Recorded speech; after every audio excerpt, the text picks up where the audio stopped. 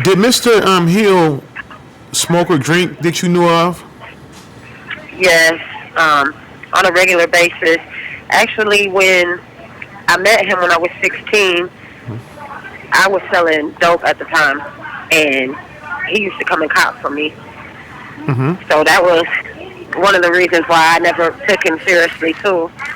And also, back when I linked up with him, back in 2012, that was one of my first questions. Like, do you still smoke crack? Because he looked completely different. His physique was different. He dressed well. So he just didn't present himself as that type of person. And I was somewhat naive to that type of lifestyle of a person who uses drugs as opposed to a person who sells drugs, because I was always on the other side, even though my mother, used crack. I wasn't around her like that when I was younger. Okay. So, he was able to keep it hidden from me. But I Okay. did know that he drank and smoked marijuana. Okay. Now, at the time when you were 16 and you guys were intimate, was he smoking crack then that you knew of? Yes. Okay. May 18, 2003, you were charged with the murder of your living boyfriend, Mr. Marcel Hill. Am I correct? May 18, 2013. Yes, May 8. Yes. That's what I said, May 18, 2013. Yes. Okay. Right. Now, could you take us back to that day of May 18th, 2013? What happened with you guys that day? So that day started just like any other day.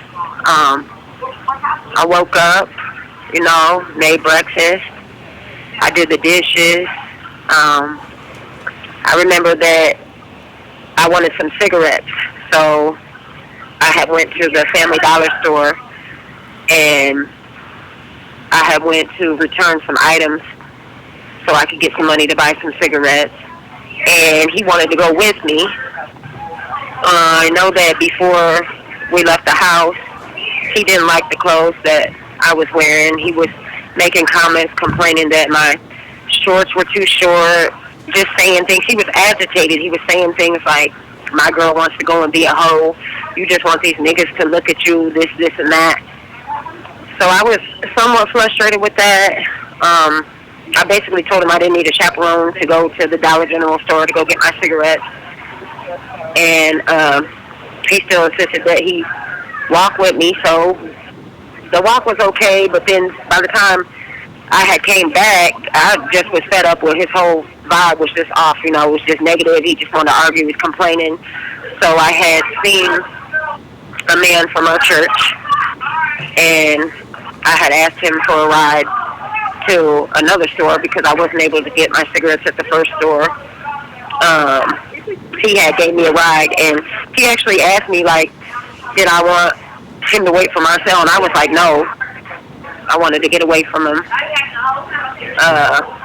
I called my brother, and I linked up with him for a few hours. I had told my brother that he was just being real hostile, real argumentative. I think my exact words was that he was driving me crazy. And I was just telling my brother, like, I'm not feeling that. Like, I don't want to argue with this nigga. So, after I rode around with my brother for a couple hours, he had dropped me back off, and I went back to my apartment with Marcel. I basically was asking him, like, are you good now? Like, are you, I don't want to argue with you. Like, I want to chill, whatever. So we had rolled up a blunt. I was sipping on some beer. He was sipping on some beer.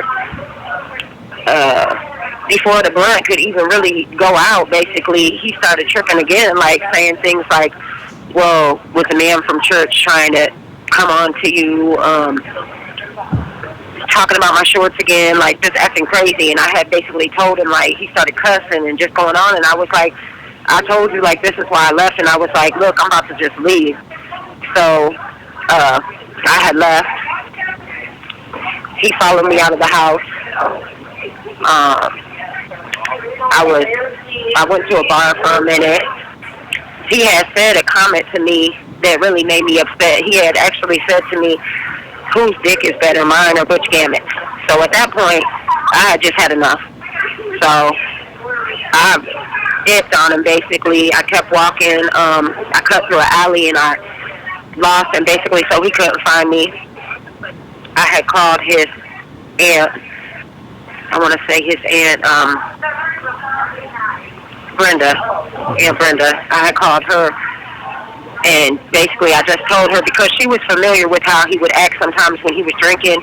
He was just known to, his whole family, Uncle Robert, all of them knew that he couldn't contain the way he drinks sometimes. He just couldn't hold his drink, basically. Mm-hmm. So I had called Cousin Brenda, because basically I told her, I want to come talk to you, because it seemed like she could always get through to him regardless. Even one time when he was drunk at her house, she had a whole episode at her house, and it seemed like he would listen to her. So I just told her, I'm going to come talk to you.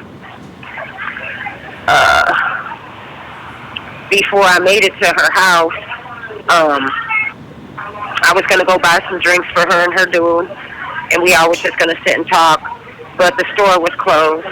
So her house is about 2 houses from Jack's Bar. So as I walk past Jack's Bar, I hear music coming out. So I dip off in there, and I bought me a couple drinks, and before I know it, I'm singing karaoke at the bar.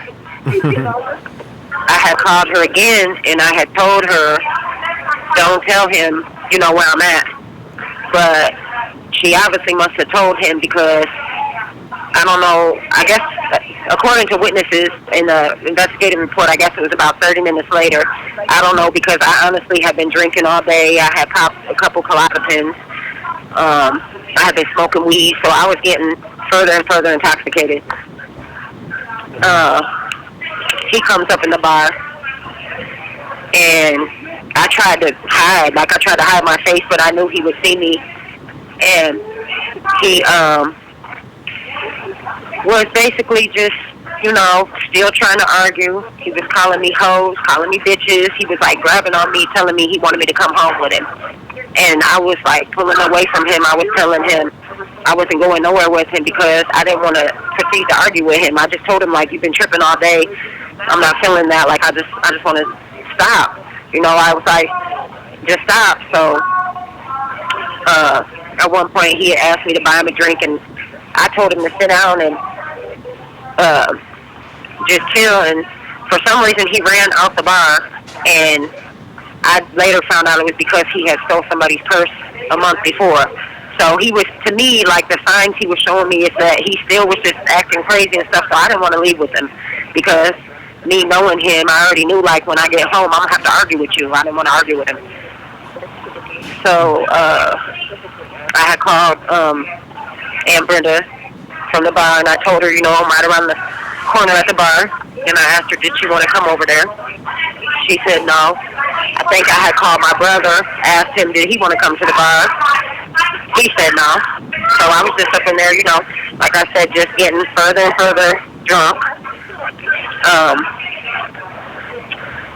After that, he ended up coming back to the bar.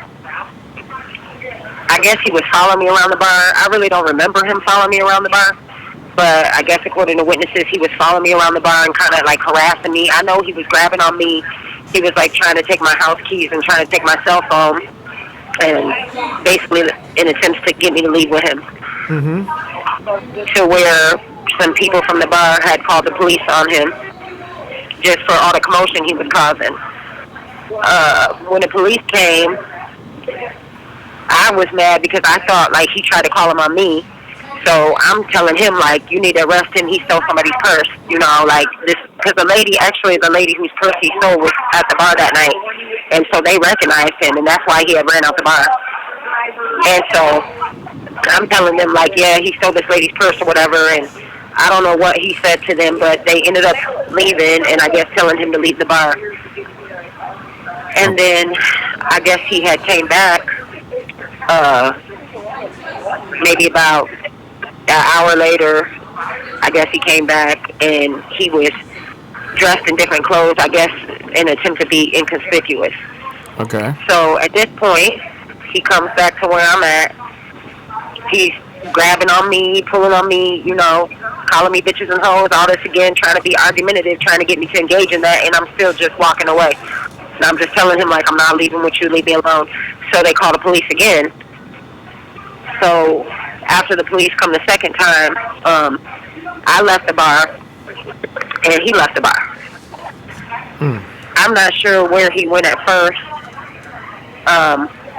When I left the bar, I fell down. Like, I was falling down drunk.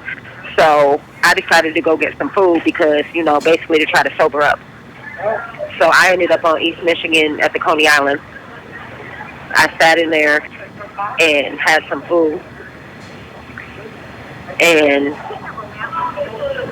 after that, I decided to bring him some food home. So I remember there was some man. You have 1 minute remaining. And once I come home, he was sitting there on the chair. And I just remember that he looked at me like he was mad, but I didn't really think nothing of it. I just kind of felt like, it was just like gonna, just any other time when he was mad at me. I didn't realize that it was going to escalate to the point that it did that night.